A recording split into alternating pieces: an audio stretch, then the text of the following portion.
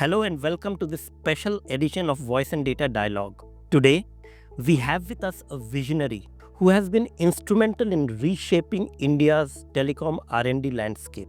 Dr. Raj Kumar Upadhyay, CEO and Chairman of the board at CDOT, joins us at a time when the organization he leads has not only made a remarkable comeback, but is also setting the pace to push forward indigenous 4G, 5G, quantum, and cybersecurity technologies. Driven by Dr. Upadhyay's commitment and the zeal to make India Aatma Nirbhar in digital infrastructure, CDOT has emerged as a symbol of innovation, collaboration, and strategic intent. It is no surprise then that under his leadership, CDOT has been conferred the Voice and Data Pathbreaker of the Year Award for 2024. Dr. Upadhyay, thank you very much for joining us and congratulations on this well-deserved recognition. Thank you so much. Thank you so much. Let me begin with the honor itself. And this award celebrates both individual leadership and institutional transformation. So, we would like to understand, how do you view this recognition in the context of CDOT's evolving role in India's digital communication landscape?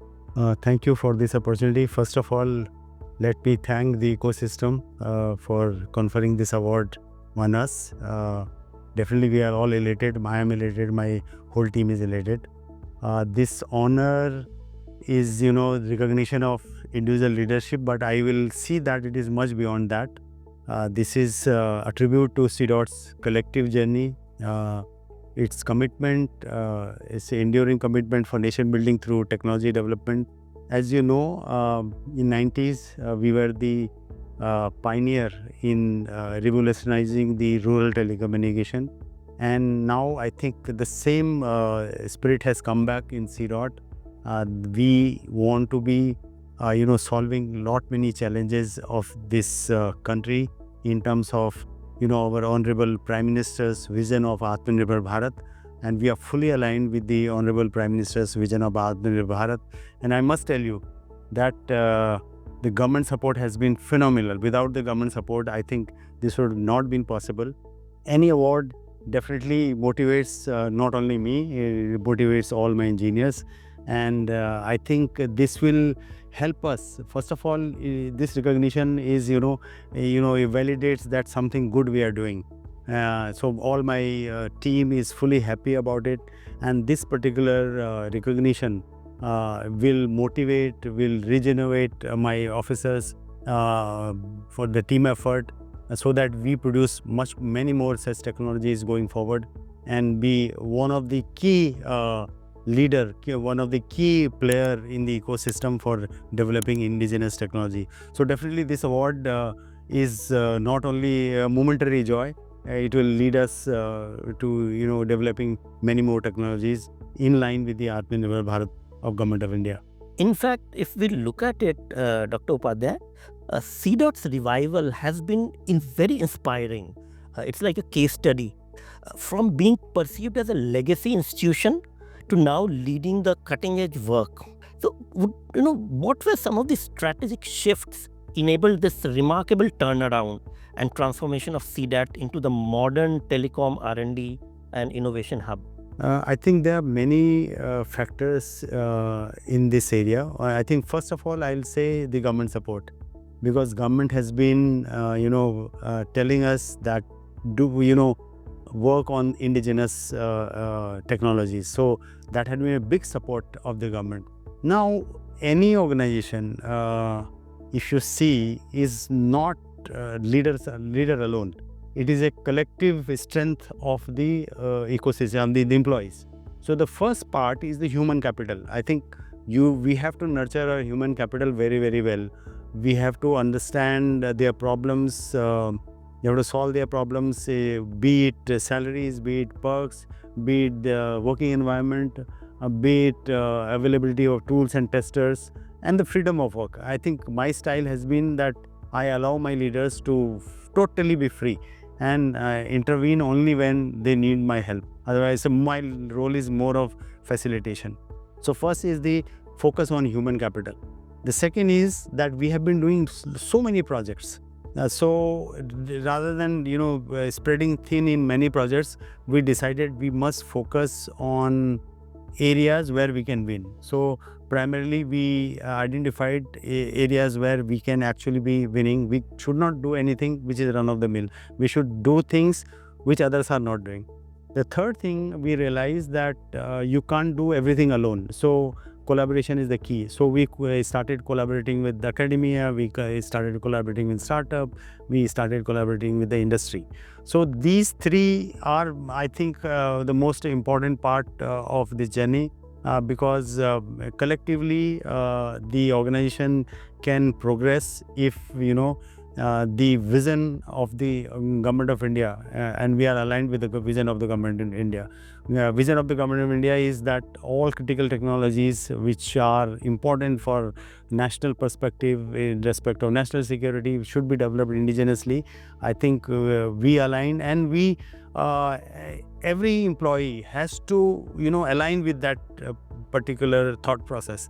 And my role had been that to align my employees, my officers, who have really worked very hard into this, and therefore the success of this will be totally going to my officers who have really worked very hard, and I'm only the facilitator for them. Very well said, sir.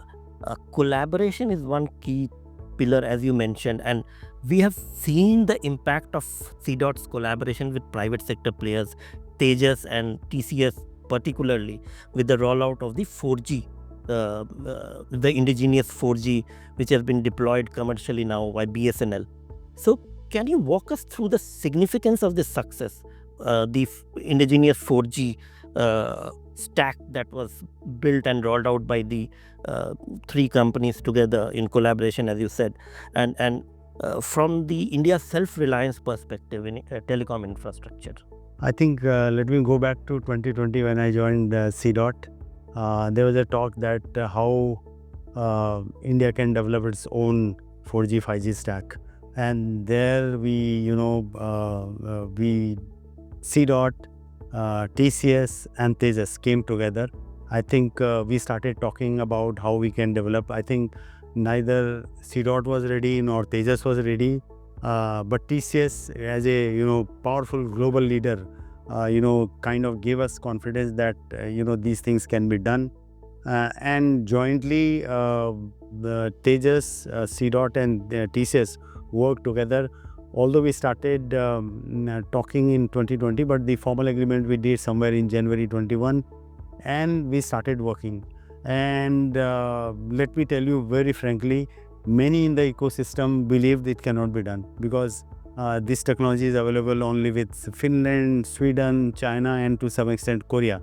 So if Russia has not done, Japan has not done, America has not done, how can India do it? And that too with a government company, which doesn't have the flexibility that what the private sector is having. So there were a lot of skepticism in the ecosystem, but I must say the political leadership was very clear that we have to do it. And I must say that we got super support from the ministry, from the Honorable Minister, all three Honorable Ministers I have dealt with. So this thing has revalidated the what our Honorable Prime Minister keeps saying, that we have the talent, why can't we do it? I think with this talent, with the same talent, not that we overnight replace our talent, the talent was same. We worked. I always remember our Honorable Minister's statement saying that aaj hum 35 hain, tomorrow we'll go to 40, tomorrow we'll go to 45, tomorrow we'll go to 50. We should incrementally improve, and that is what within period of 2 years, maybe 18, 19 months, we were up with the technology, both Tejas and TCS and Tejas and CDOT, and TCS has been helping us in system integration, and together with BSNL. I think I must also support BSNL, because BSNL gave us this opportunity to try out the technology in their system, and many feedback came from the BSNL engineers who are in the field, who have been using different foreign technologies. So their feedback, customers' feedback, all that incorporated, and over the time, I think we progress. And today I'm very happy to report that today approximately 140,000 BTSs are radiating. And we have launched service pan-India except Delhi and Mumbai. Delhi and Mumbai will come very, very soon. Today, more than 15 million customers latch to the network. The network is delivering 3.5 petabyte of data per day. So I think I must also tell you, we started our journey with 4G.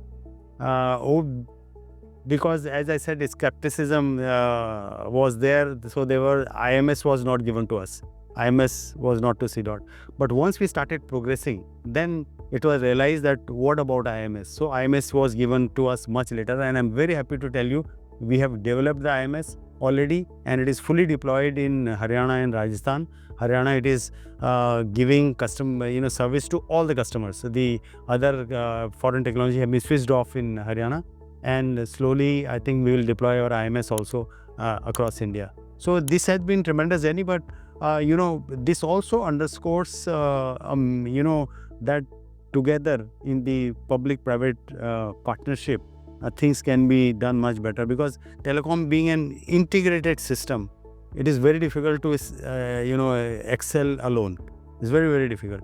If I would have said I will do radio, I will do core, it would have been difficult. So something Tejas did, something core did, and there were times when in the networks there is some problem. I will say, oh, it is Tejas' problem. Tejas will say it is core problem. But finally, both of us helped each other to understand their problem, our problem, and together we succeeded as a team. And going forward, I think this partnership also tells me that not only in 4G, 5G, in many of the other endeavors also, if we can collaborate with the industry partners, speed to market will be much, much faster. I mean, we can go to the market much faster and serve the nation. Great. As you said, together we can succeed, as you rightly said, and the collaboration thing and with TCS and Tejas and all, been an old mantra, together we fight, together we succeed. And so just want to also understand, what about the 5G? Where does CDOT stand in that front? I must tell that when we started our 4G project, unlike the traditional suppliers, they would have done 2G, then they upgraded to 3G, 3G they upgraded to 4G. We started with 4G. We had no base of 2G, 3G. Therefore, it was little difficult for us to, develop the 4G technology, because we did not have any base. But when it comes to 5G, since we have the base, it is not very difficult to get into 5G.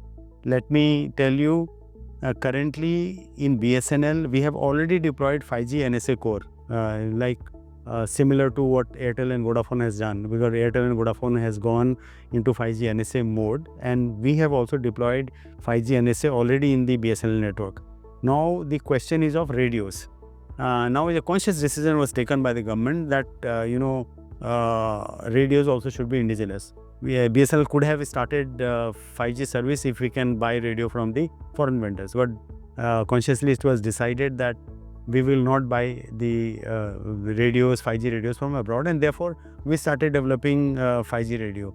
5G radio, what we have done, we have funded, again under collaboration mode, we have funded 2 consortiums. Consortium 1 is of VVDN and VISIC. Consortium 2 is Lekha, Resonus, Singletron and Sukta. So we have funded from CDOT, and we together, these consortium partners and CDOT is developing the 5G radio, and 5G radio is already under trial in Ambala, and I'm sure that once the stability tests are over, this radio will go in BSNL network very, very soon. So 5G front. Now question is of 5G SA core. SA core is also under development, finally, if the other applications which are not supported by 5G NSA, for example URLCC and MMTC, although still not many use cases are available, but once these come, we'll have the need of 5G SA, and the 5G SA is also under development. So for the trial purpose, what we have done, that 5G SA we developed and we are supplying it to the university. Why we are doing it to the university? Because because we also have to generate the skill set, because now 6G is coming. 5G, we were, we were still, behind the market, because we started developing 5G maybe 1 year, 2 year back, whereas the other competitors have done it from 2016. But it will, in the 6G race, we can be at par. And therefore, the university setup has to get hands-on experience on 5G, and therefore we have launched a university program under which we are providing a very cost-effective test lab to the universities to get hands-on experience on 5G. So 5G will not be a big difficulty for us. India will have its own 5G, indigenous 5G. You mentioned 6G and how India is leapfrogging or leading it because we have started early. I'll come to 6G later, but let me first focus on the collaboration part, which we were talking about, and you also mentioned VVDN and VSIG. So, how mature is your portfolio that you have developed in partnership with these companies and other in the ecosystem, and where do you see commercial traction, particularly in sectors like defense, railway, enterprise networks? So on the radio front, as I said, when we started in 2020, we said C-Dot will develop core, Tejas will develop the radio. But parallelly, we had the idea of going for 5G radio on our own, and therefore we started developing 4G radio first. And today I am very happy to report that all 4G radios, whether it is band 1, 3, 5, 8, 28, band 40, all the bands, we have developed the 4G radios. The first trial of 4G radio was done in railways successfully in Secunderabad. So 25 kilometer trial we did. Now we are doing 500 kilometer trial of 4G network in railways. We are doing trial in defense. As I said earlier, we are doing university programs. As far as the VSIG and VVDN is concerned, this is again the collaborative approach. This radio is under test, rigorous test in Ambala, and very soon because as BSNL, they have their own detailed technical requirement, what they call DTR. So we have to comply with the DTR, because in 4G, 5G also, BSNL tests is very thoroughly. We have to comply to each and every clause of that DTR. So our 5G radio, independent radio, is undergoing DTR testing. I must say, when we did 4G, we were the only one, like Tejas core, C-Dot and TCS. In 5G, there will be multiple players. I think it will be C-Dot, it will be TCS, it will be the startup. So there will be enough of ecosystem in 5G because the base of 4G has been made. So I feel we are not very far behind 5G because the base of 4G is already there. Just a curious thing. I was just thinking while you were talking about, since you mentioned that BSNL does a very stringent testing, how easy or difficult was it for you as a public sector company supplying technology to another public sector company? Was it easy or was it more stringent and difficult? See, as I said in the beginning, nobody believed we can do it. To be very frank, nobody believed we can do it. And the DTR what BSNL prepared was very, very exhaustive. Maybe when it was prepared, best of Nokia's, best of Ericsson's, best of it was compiled. But that helped us in, making our product much more mature. And we also saw that even though DTR will have a clause, when we go for testing, BSNL will come up with some supplementary testing. And initially we used to feel, why additional testing is being subjected. But later on we realized that actually it made my product much more mature. And let me tell you, BSNL is a museum of technology. They have Siemens, they have Motorola, they have Nortel, they are all close, Alcatel, they are all close company. They are close companies. Now our system has to interwork with them, and it was a big challenge. But I must compliment my officers, engineers here, who could, by hit and try, solve this problem. So today I am very confident once this technology goes anywhere in the globe, we will be able to, integrate with any kind of technology, because once we have integrated with BSNL, which is very complex network, we will be able to do it in globally. The other core thing, and which has been come to light, particularly with the geopolitical changes that's happening and the geopolitical led concerns, is the security aspect, network security, and an area where resilience and trust are more critical than ever before. What are the key telecom security challenges you foresee, and how is CDOT addressing them, especially with the rise of 5G, IoT, and AI driven networks? Yeah, as these networks are more becoming IP based, 5G is fully, of course, 4G was also like that, but with coming of 5G, IoT, M2M, the attack surface has increased. Definitely, attack surface increased. But just because the code is under your control, half the security challenges you can manage yourself. You know that your code is under your control. If any vulnerability, you can take care. Now, coming back to cybersecurity, we did not have historically this portfolio with CDOT. This was, we in fact started very recently, a couple of years back. We ventured into cybersecurity vertical, and today I'm very happy to report that our solutions are being used in many places to identify the cyber threats coming to the country and how these can be mitigated. So this one system which can tell you where the problems are coming. We have also developed another system that we call Trinetra. That is the mitigation part. So not only our cybersecurity solutions can identify the threat, it can also mitigate those threats. So cybersecurity is going to become one of the very important area, because if you don't secure your networks, during emergencies, during war-like situations, your networks can be brought down. Therefore, cybersecurity is going to be very, very important. There could be threat to your power sector, your banking sector, your telecom sector. If your telecom sector goes down, everything goes down. So therefore, the cybersecurity is one of the very important, and government is also focusing a lot on push towards cybersecurity, and our vertical what we opened has been very, very successful. Today we have been able to intimate the concerned stakeholders about the cyber threats which are coming to the country, so that necessary mitigation action can be taken. And for organizations who are taking this as a service from us, we also provide them Trinetra, our tool that can actually mitigate whatever attacks are coming into your system. Great, sir. Another key or the new emerging technology area, not really new, but which has kind of arrived, is quantum.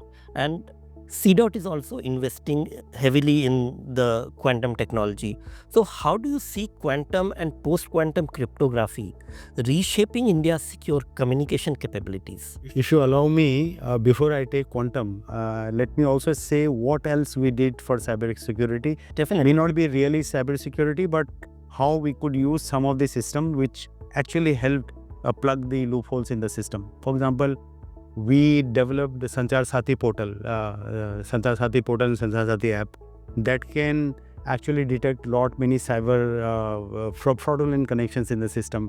Today, our AI-powered systems have led to disconnection by the telecom operators of around 3.5 crore connections.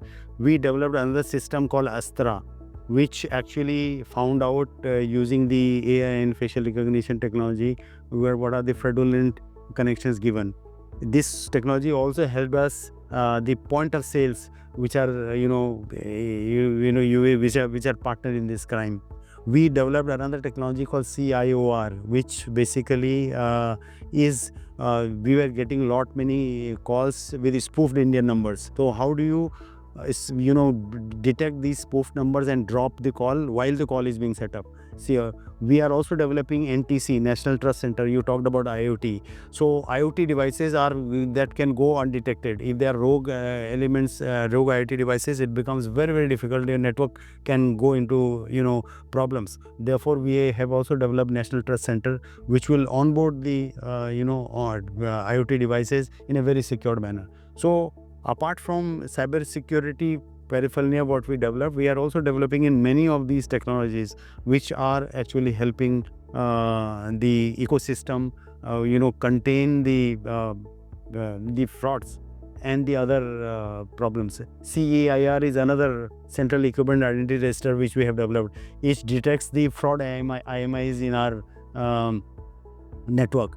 Fraud AMIs are security threat as well as commercial threat.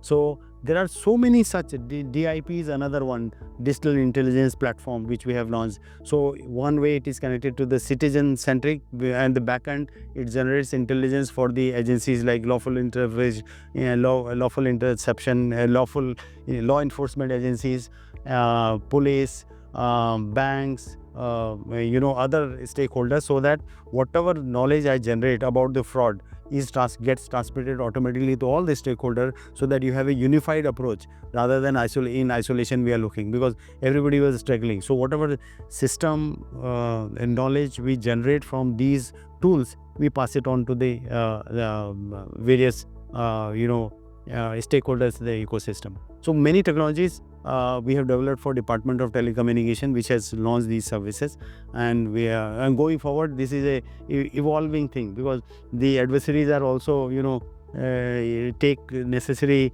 actions to come up with new idea. So we have to regularly work on this. So now coming back to your quantum. Yeah, I'll stop you here, because there's another interesting question I would like to ask before we move to quantum. Is during the recent fight, or if we say Operation Sindoor, did we see a spike in cyber attacks, and what was the volume, if you can talk about it? You definitely see we get millions of attacks. So that time critical infrastructure, like for example power, telecom, these were the sectors which were attacked much more than any other sectors, because what happens if your telecom goes down, your power goes down. So there were a lot of, I think government also put out a notice saying that there were increased attacks in so we actually get millions of attacks in half an hour, millions of attacks.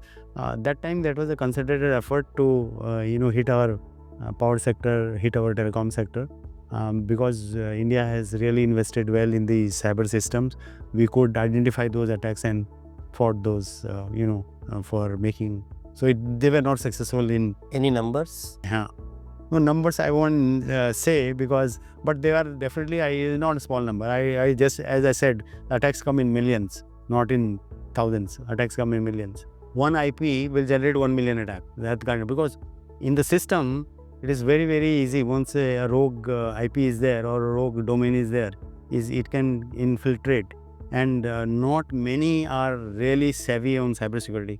Just for example, your own computer, you may be working very nicely, it's not troubling you, but underlying the threat is sitting and doing its work. So all these are very important to be taken care. Going back to quantum, particularly encryption, I believe CDOT has been working on the quantum encryption and using it for the communication part. So if you can elaborate on that. See, quantum, we all know quantum computers are reality, and what happens if the quantum computers come? If the quantum computers come, the computational power is going to be exponential. What does it mean? Today, whatever encryption we are using, the classical computers are not able to break it, because the algorithms are so strong that the power of the classical computers will not be able to break this encryption.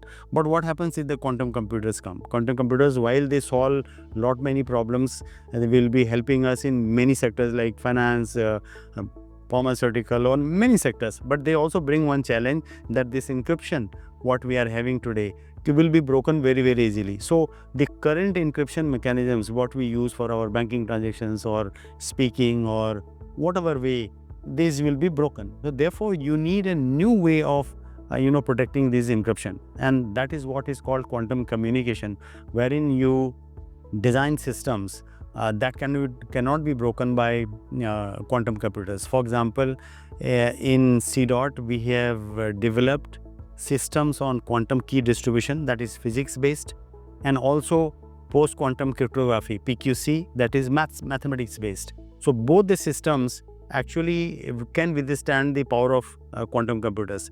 So both our systems are productionized, it is not lab system. The QKD system we have deployed, for example, for last 2.5 years, it is working between Sanchar Bhavan and NIC. We have deployed it in IIT Madras. We have given it to many universities for further research, and we are doing trials we did trials in Army, successful trials in Army, and Now, slowly as the awareness on quantum increases in the industry, more and more people will deploy it. But currently, I must admit that the awareness of quantum is little lesser. As the awareness comes, I think slowly it will pick up very, very well. And many countries have actually come up with a sunset date, that by this date your infrastructure has to be quantum. And I am sure we will also in our country will do. I must also tell you that in the government has set up a national quantum mission. In that, there are 4 verticals: quantum computing, quantum sensing, quantum materials, quantum communication. So there are 4 hubs. We are the one of the hub. Quantum communication hub is jointly, launched by CDOT and IIT Madras. So together with IIT Madras, CDOT will oversee the functioning of, quantum communication vertical. We'll be, ensuring that the country comes up with solutions that can be globally competitive. As I said, that we have been the technology consumers all these days, but some areas like, as I said, 6G or quantum, these are new areas where we can be with the world. So I see a lot of possibilities, a lot of value, lot of scope for quantum communication. And I think CDOT, having developed many of these systems, in fact, I encourage you to come to our lab and see these production grade systems, and CDOT will play a big role in quantum communication, no doubt. So our primarily 3 verticals will be very important: 4G, 5G, 6G, number 1; cybersecurity, number 2; quantum communication, number 3; and very niche applications which we are developing, which the other parties are not ready to develop. So we will not develop any application which is common, anybody can do. We'll develop only those applications which are difficult to do. Great. Talking about the networks and security, since you mentioned, since we are moved to a digital network era, it is also about software intelligence, as much as they are about the hardware, as we know. So how is CDOT leveraging artificial intelligence, machine learning, and automation to enhance the telecom infrastructure services, and from network operations to citizen engagement across the spectrum? Yeah, AI is definitely a horizontal layer. It is not a vertical layer. So whatever I said, 4G, 5G, quantum, cyber, or application, the AI is part of all these 4. 4G, 5G we use for, when we get the logs, it should be able to identify where the problem is coming, or whenever there are likely to be fault, based on these logs, it should be able to identify that this particular unit is misbehaving and therefore you need to take care of it. So it has a very good application for network optimization, power saving, and the predicting the fault and even repairing the fault. Now coming back to cybersecurity, AI is very, very highly used, because if I don't use AI, given the data rate we handle, because the traffic which comes to, after the launch of 4G and 5G, the consumption per customer has increased. So you need a lot of data processing, and that cannot happen without AI. So we use AI in cybersecurity. In quantum also we use. I also will give you example of using AI. As I said earlier, that we use AI for finding out the fraudulent connections. This is fully AI based, because in our Sanchar Sathi portal, for example, you have a Chakshu module. So 10 customers, report the problem. This 10 leads to another 10. This 10 leads to another handset. So slowly, using AI, you are able to crack much more thing. We also have, CDOT has developed the disaster management system for NDMA. Today, our disaster management system is fully operational in all 36 states and UTs. Here again, we have used AI heavily.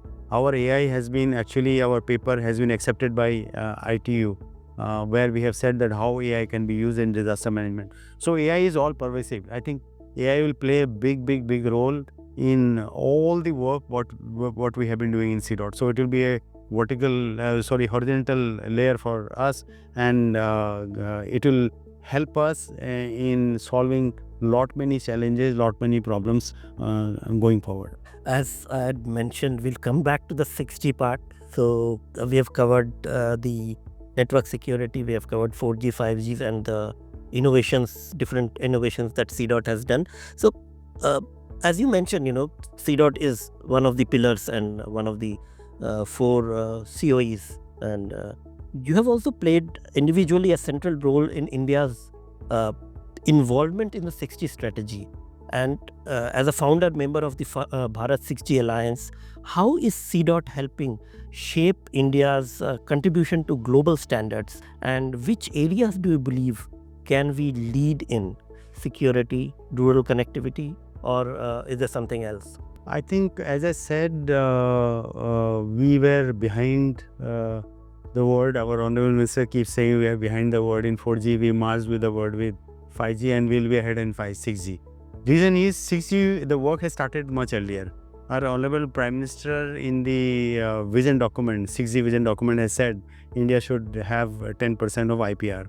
IPR cannot come unless until you do R&D. So we are fully focused along with the industry, along with the startup, along with the academia to contribute to research, because standards cannot come in isolation. You need to do a lot of research, and 6G standards are yet to be made. This is an open ground. I think a lot of work can be done. For example, under TTDF, government has funded more than 115 proposals on 6G.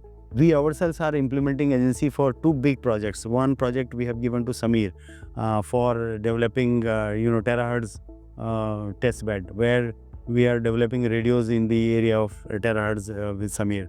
We have funded another project called AOC test bed, because we know advanced optical communication.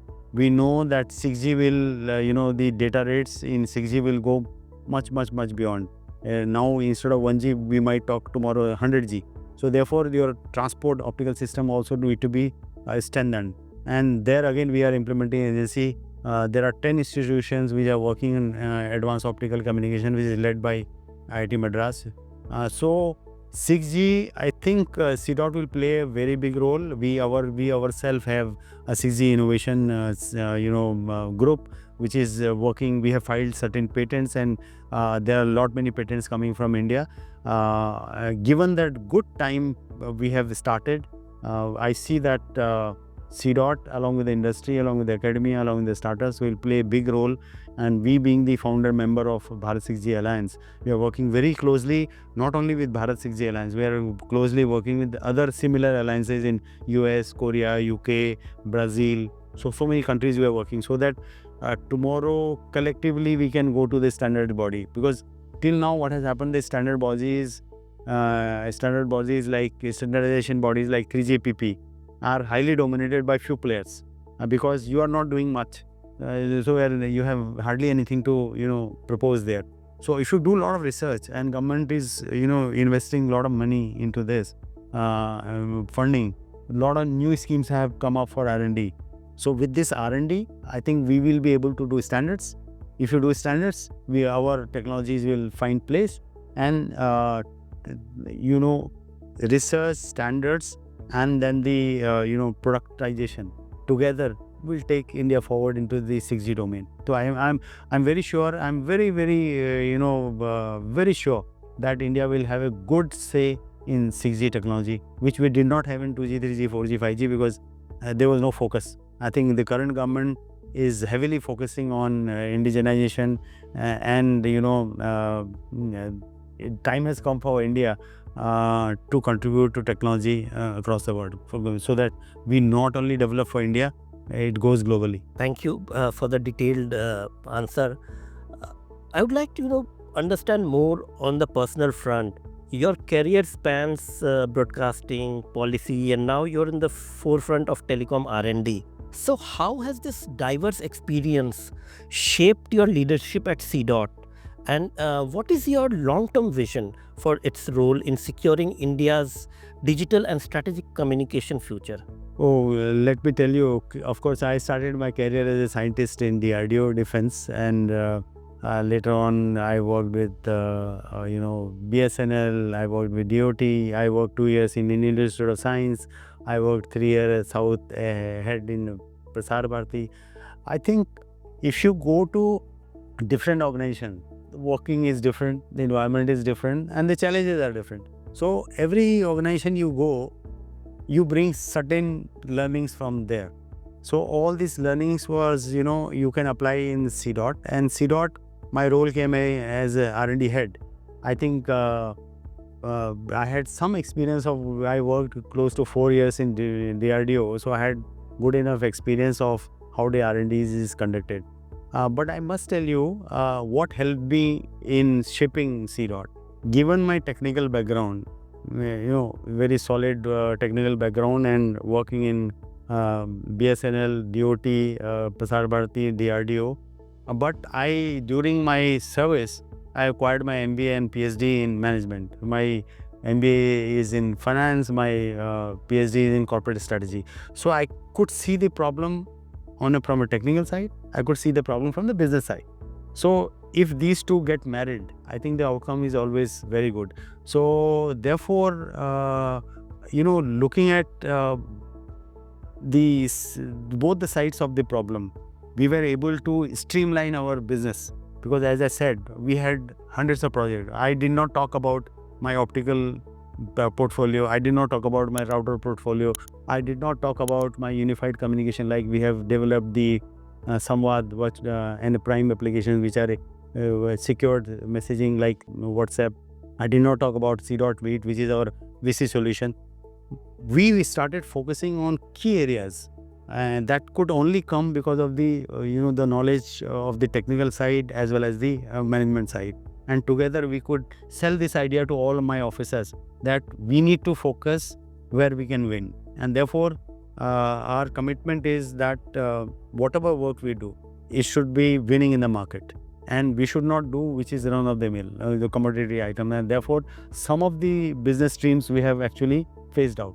We are not investing into those areas which can be done by a normal industry, a small startup, or so we should focus on big things along with the industry. And whatever ideas are coming from startup, academics, and industry, incorporate all of that and develop something good for the country. Thank you so much. Just one last question. Looking ahead, what is your long-term vision for C dot, and how do you see C dot shaping the telecom sector, or rather the digital infrastructure sector in India, or the digital backbone of India? I think C dot has progressed well over the last 4-5 years. Just to tell you, when I joined C dot, our revenue was around 80 crore. Next year we made it 170 crore. Next year we made it 257 crore. Then we came to 406 crore. Last year it was 536 crore, and this year we will cross 1000 crore. So slowly we are progressing on the revenue front. My manpower, we had 1000. Currently we are 1500. And I know that technologies like 4G, 5G in the competing environment, the competitors employ thousands of people, 5,000, 10,000, 15,000. India is famous for frugal innovation, and therefore we could do with less manpower all these things what I said. Going forward, I think once we start our revenues increase, like I said, we are increasing our revenue, so we will be able to hire more people. Once we hire more people, we will be able to focus in these areas in a manner which we can do speed to market. So I see C dot's role very, very important in developing many key technologies for India, which are, not only from the economic perspective, from the national security perspective, because, make and buy decision could be an economic decision, whether you make or you buy.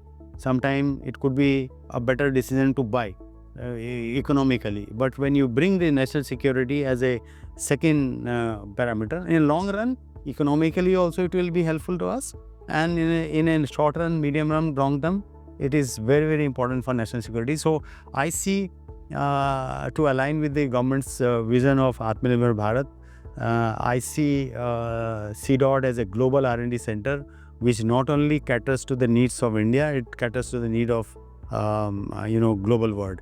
Very recently, we have given transfer technology for our 4G and IMS to TCS, because TCS has a very strong muscle power, global footprint, We are not good at marketing, so we have given a complete technology to TCS, which TCS will take it around the world. So I see CDOT's role very, very important going forward in developing technologies for the country, and also generating income, solving real life problems, and making a good name for the country and for in the technology domain. India should become a good telecom equipment supplier. So CDOT, startups, academics, industry together, I'm sure that in coming years we'll be one of the top supplier in telecom equipment to rest of the world.